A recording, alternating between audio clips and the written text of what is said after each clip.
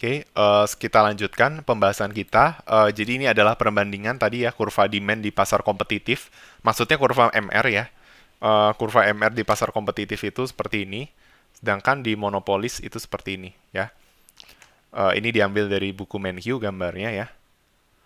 Nah, kalau di PCM P sama dengan MR, di monopoli P tidak sama dengan MR.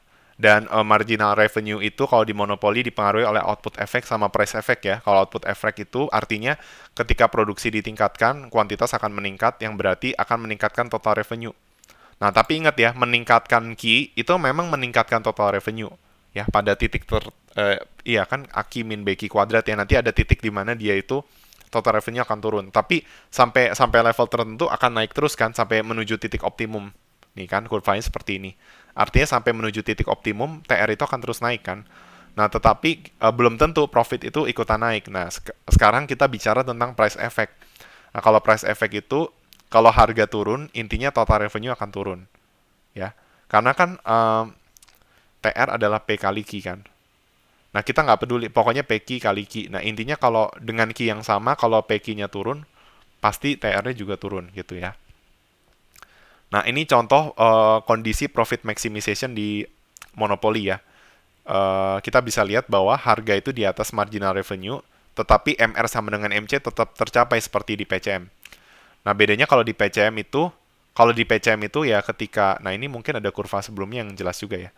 Kalau di PCM itu, ketika MR sama dengan MC, maka eh, itu yang menjadi harganya, ya. Tapi outputnya itu ketika si MC bersinggungan sama demand, sehingga dia menjadi outputnya PCM, gitu. Kalau monopoli nggak, MRMC bersinggungan, itu titik ini menunjukkan key monopoli, tapi harganya ditarik ke kurva demand. Nah, ini harus perlu latihan ya supaya teman-teman terbiasa untuk tahu mana harga monopoli, mana harga PCM gitu.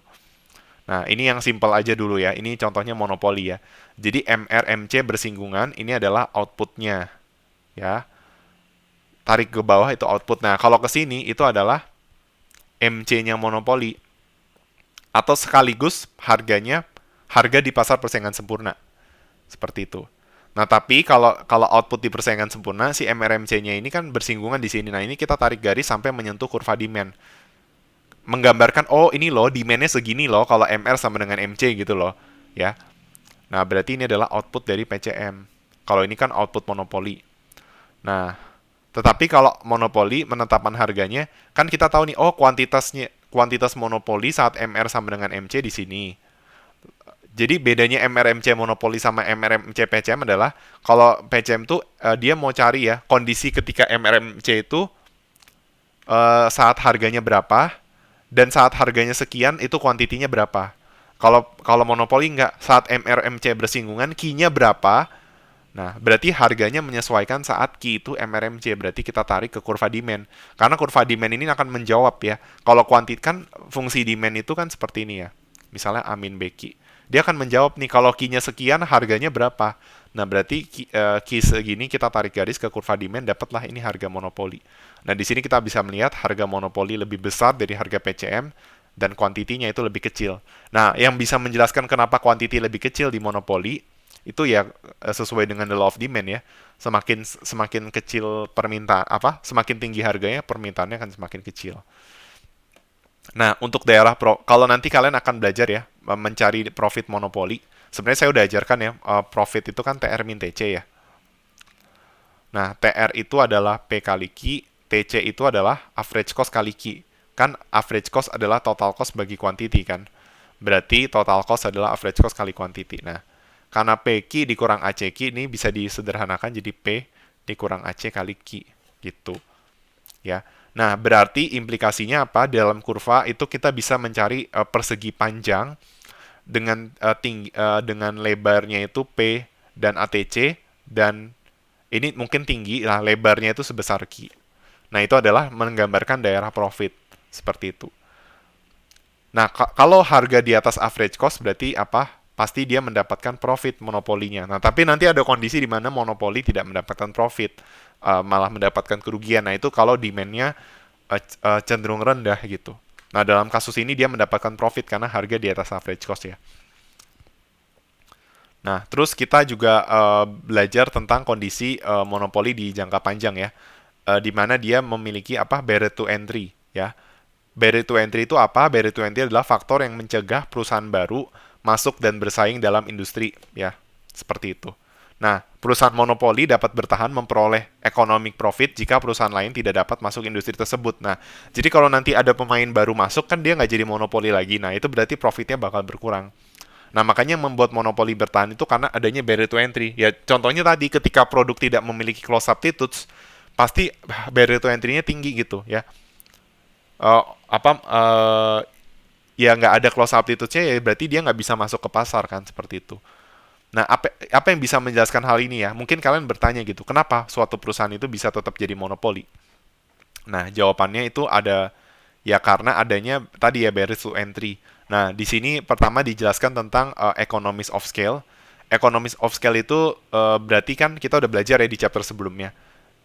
Apa itu yang disebut dengan economies of scale adalah suatu kondisi di mana average cost itu masih terus turun ya. Kan kalian belajar kurvanya kan average cost itu di jangka panjang itu U-shape seperti ini ya. Nah, economies of scale itu terjadi ketika average cost itu, ketika menambah barang yang diproduksi, average cost itu terus turun. Nah, itu yang disebut dengan daerah economies of scale. Nah, tetapi ketika menambah barang itu meningkatkan average cost, nah itu kita sebut daerah diseconomies of scale. Nah, karena economies of scale-nya besar, berarti average cost itu cenderung turun terus gitu. Mungkin dia akan naik, tapi dia misalnya gini, di sini tuh average cost turun sampai Q 5.000. Nah, tapi kalau economies of scale-nya lebih gede, bisa jadi average cost itu terus turun sampai Q-nya 10.000 gitu. Nah, itu gambarannya monopoli. Jadi dia itu kayak bisa menguasai gitu ya. Karena buktinya aja ketika memproduksi AC-nya terus turun kan. Nah, itu yang disebut dengan economies of scale yang lebih tinggi. Dan itu yang nanti akan menghasilkan natural monopoly ya. Sebuah industri yang menyadari skala ekonominya begitu besar sehingga dia itu bisa menjadi produksi perusahaan tunggal dan dia paling hemat atau dia menjadi orang yang paling hemat biaya. Bisa jadi gini teman-teman, oh ada banyak pemain yang bisa memproduksi barang itu, tapi dia itu memiliki economic of scale yang lebih gede dari lawan lainnya. Jadi bisa dibilang kalau bersaing secara fair pun, kalau mau bersaing pun dia yang lebih mendapatkan keunggulan gitu. Kenapa? Karena bisa aja produksinya sama tapi biayanya dia lebih rendah daripada pemain lain. Nah, dengan biaya yang lebih rendah, dia bisa netapin harga lebih rendah dengan profit yang lebih tinggi misalnya. Dan itu akan mematikan pemain lain dan dia akan menjadi natural monopoly. Nah, itu intuisinya teman-teman. Nah, terus ada paten. Nah, ini paten sebenarnya nggak akan dijelaskan lebih detail karena ada mata kuliah Industrial Organization, itu akan dibahas lebih detail tentang paten. Tapi paten itu juga merupakan monopoli ya. Tetapi dia sifatnya didukung oleh pemerintah ya. Dan ada pro kontra dari paten ya. Tapi inti dari paten adalah hambatan hukum yang mencegah masuknya ke dalam suatu industri dengan memberikan penggunaan eksklusif produk atau proses yang dipatenkan kepada penemu. Ya, paten penting kenapa? Karena dapat merangsang penemuan dan inovasi gitu. Nah, tetapi apakah penemuan inovasinya itu bermanfaat atau enggak, ya itu perlu dicek lagi gitu. Nah, karena kalau nggak ada paten ya orang bisa aja ya. Kan paten itu tujuannya kayak melindungi ya. Ada hak cipta gitu ya. Kalau dia menemukan sesuatu, adanya paten itu bisa melindungi dia gitu. Bahwa dia sebagai penemu dia akan mendapatkan insentif. Nah, tapi kalau nggak ada paten, orang jadi ngapain gue menemukan ini, menemukan itu, toh juga nanti akhirnya diambil orang gitu kan. Nah, makanya paten itu juga penting, tetapi dia sifatnya monopoli gitu. Terus ada government rule, terus kepemilikan faktor produksi yang langka, sama ada network externality ya. Ini nggak saya bahas terlalu detail. Inti dari efek jaringan ini adalah nilai suatu produk bagi konsumen meningkat dengan jumlah produk yang dijual atau digunakan di pasar. Ya misalnya penggunaan telepon ya, perusahaan yang memulai lebih awal dan membangun basis produk yang besar akan memiliki keunggulan dibanding pendatang baru. Nah, tadi udah dibahas tentang natural monopoly. Nah, ini saya coba jelaskan ya. Di natural monopoly kita kurva ATC itu akan dia memiliki downward sloping ya. Seperti itu. Downward slopingnya terus-terusan gitu loh. Bisa bisa ini kan bisa kita lihat saat Q-nya 1000 ATC masih turun, tapi bisa jadi pemain lainnya saat Q-nya 1000 udah mulai naik ATC-nya. Nah, berarti kan profitnya lebih gede yang pemain satu. Nah, makanya dia jadi monopoli, monopoli alamiah seperti itu ya. Oke, jadi seperti itu teman-teman penjelasan terkait natural monopoly ya.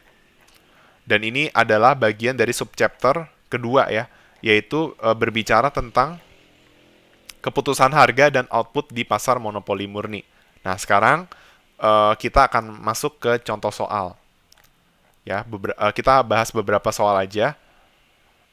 Ini agree disagree kita skip aja ya. Kita bahas ke soal. Nah, ini soal nomor 6 langsung ya dari Cash and Fair. Nah, ini dikasih tahu informasi harga dan quantity, lalu kita diminta untuk menghitung marginal revenue-nya seperti itu. Dan kita juga apa ya? Pertama, kita hitung marginal revenue saat Q-nya 40, 35 dan seterusnya terus. Pokoknya kita juga diminta untuk memilih mana yang memaksimumkan profit seperti itu ya.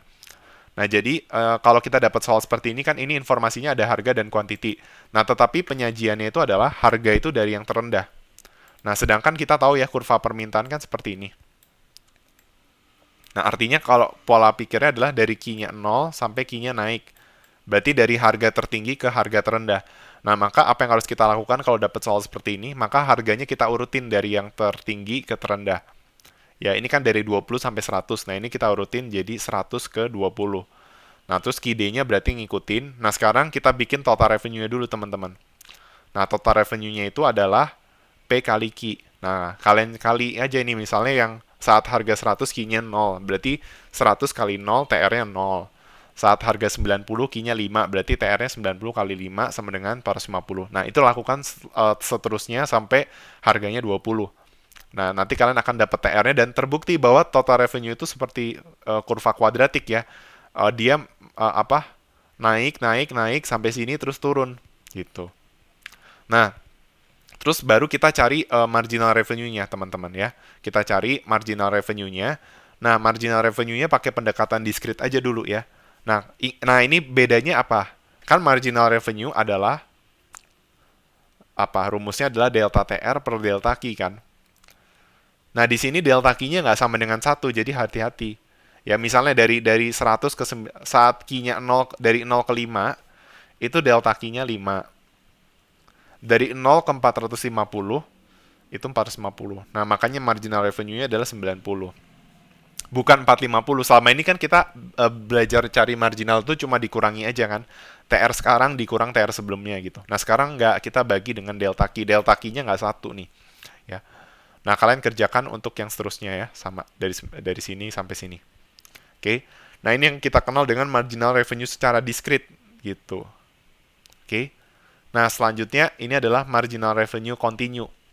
Nah, kalau marginal revenue continue, itu kalian carinya gimana? Kalian cari marginal revenue discrete sekarang ditambah discrete selanjutnya. Jadi, misalnya nih 90 tambah 70 dibagi 2 hasilnya kan 80. Terus 70 tambah 50 bagi 2 hasilnya 60. 50 tambah 30 bagi 2 hasilnya 40 dan seterusnya ya. Seperti itu. Nah, sebenarnya kalau pakai pendekatan continue, nilai ini nggak bisa ditemukan, teman-teman. Mungkin teman-teman bingung ini dari mana yang ini. Kalau yang lain sih saya paham gitu kan. Ini dari sini ya. Ini sama ini dari sini. Ini dari sini. Dari sini. Ini sama ini jadi ini gitu ya. Cuma ini kan nggak bisa diketahui. Nah, jadi kebetulan saya cek validasi teman-teman ya. Jadi apa namanya? Kita bisa dengan informasi ini kan jelas dia fungsi linear ya. Jadi dari fungsi linear ini kita bisa cari fungsi permintaannya. Nah, pakai apa? Pakai rumus yang ini. Eh, P min P1 dibagi Q min Q1 sama dengan P2 kurang P1 per Q2 kurang Q1. Nah, saya pakai rumus ini sehingga saya dapat fungsi permintaannya. Ya, misalnya saya pakai P1-nya 90 ya. Jadi P min 90 Q min 5 sama dengan P2 min P1 yaitu 10. Q2 min Q1 0 kurang 5 min 5. Nah, sehingga ini kali silang jadinya min 5P tambah 450 sama dengan 10 Q min 50. Ya kan? Nah, berarti misalnya saya nyatakan dalam fungsi inverse aja ya. Misalnya saya nyatakan dalam fungsi inverse, berarti kalau dinyatakan dalam fungsi inverse, ini min 5P sama dengan, ini pindah ke sini jadi min 500. 10 Q min 500. berarti P adalah min 2Q, ya. Kan ini bagi min 5, ini bagi min 5, ini bagi min 5, jadi min 2Q plus 100. Atau P sama dengan 100 min 2Q. Nah, oh ya, teman-teman kan tadi udah belajar ya, saat harga itu A min BQ, marginal revenue-nya adalah A min 2BQ kan. Nah, berarti kalau seandainya 100 min 2Q, marginal revenue-nya adalah 100 min 4Q. Gitu. Nah, coba aja saat marginal revenue-nya 100 min 4Q. Coba nih, misalnya P-nya 100, berarti Q-nya 0. Berarti marginal revenue-nya 100 kurang 4 kali 0, 100. Nah, sekarang coba saat P-nya 90, Q-nya kan 5. Coba masukin Q-nya 5. Bener nggak 80? Bener. Jadi hasil kita tervalidasi nih, 80. Dan ini juga bisa kita cari. Gitu. Nah, jadi teman-teman, seringkali kalau di ujian itu pakai pendekatan diskrit kalau soal seperti ini, tapi saya lebih setuju pakai continue karena hasilnya lebih akurat. Oke. Nah, oke, sekarang kita udah dapet nih informasi harga, kuantitas, total revenue, marginal revenue ya. Baik discrete sama continue. Nah, selanjutnya adalah kita mencari profit maksimum kan. Nah, profit maksimum itu kan ketika MR sama dengan MC. Nah, di sini kita ditanya ya, bagaimana kalau MC itu 20 dan fixed cost itu 100. Nah, berarti kalian cari saat MR sama dengan MC. Nah, saat MR sama dengan MC itu tercapai di mana? Di sini nih. Saat MC 20, di sini nih MR sama dengan MC. Ya kan? Di sini MR-nya saat MR MC di sini nih. Kan MC-nya 40. Berarti cari yang MR 40. Nah, yang MR 40 di sini. Nah, berarti kesimpulannya yang ini nih, yang memaksimumkan profit kalau MC-nya itu sama dengan 40. Gitu. Nah, berarti kita bisa bilang bahwa profit maksimum tercapai ketika harganya sebesar 70 gitu. Tapi kalau marginal cost-nya 20, mana yang kita pilih? Nah, yang kita pilih itu adalah yang ini. Karena kan MR-nya 20 gitu ya. Nah, di sini kalau margin di soal benar ya, di saat marginal cost 20, Q-nya 20. Nah, berarti kita bikin TR kurang TC gitu aja. Nah, TC-nya pakai rumus yang AC, bisa pakai AC kali Q juga ya. Nah, oh ya, total cost-nya kalian carinya ini ya. 100 ditambah variable cost kali Q. Nah, untuk kasus ini ceritanya marginal cost sama dengan variable cost. Nah, makanya ini kenapa perhitungan total cost-nya kayak gini. Oh ya, pertama-tama TR-nya 1200 bener ya. Karena kan saat MC 20, Q-nya itu kan 60. Nah, berarti kan, saat ini kan harganya berapa nih? Wait, harganya 60. Oh, sorry. Saat MC-nya 20, Q-nya 20. Saat Q-nya 20, P-nya 60. Nah, makanya kan TR adalah P kali Q, dapat TR 1200. Nah, kita disuruh nyari profit maksimum. Nah, berarti saat MC-nya 20, itu total cost-nya adalah 100 ditambah 20 kali 20. Ini sebagai fixed cost, ini sebagai average variable cost, ini sebagai Q-nya. Karena di sini asumsi MC sama dengan AVC, seperti itu. Nah, dapatlah total cost itu adalah $500. Nah, makanya dapat disimpulkan bahwa profit itu $700. Profit maksimum saat marginal cost itu 20, itu adalah 700. Nah, coba kalian nanti lakukan hal yang sama saat MC itu 40. Nah, saat MC 40, kan yang dipilih yang ini ya, saat Q-nya 15. Nah, nanti dapat profitnya 350, profit maksimumnya. Dan di sini bisa kita lihat berarti apa kesimpulan yang bisa kita tarik. Oh, ternyata peningkatan biaya produksi akan menyebabkan turunnya profit. Gitu. Karena kombinasi profit maksimum yang dipilih itu akan berbeda. Gitu. Ya, karena biaya produksi itu ada peningkatan, oke? Nah, ini ada soal lagi yang serupa, teman-teman bisa kerjakan untuk soal nomor 2 ya. Seperti itu, oke? Nah, jadi kalau mau ngerjakan kayak soal-soal monopoli itu kalian mesti sering latihan soal ya, seperti itu. Oke, sekian dari penjelasan saya. Terima kasih atas perhatiannya.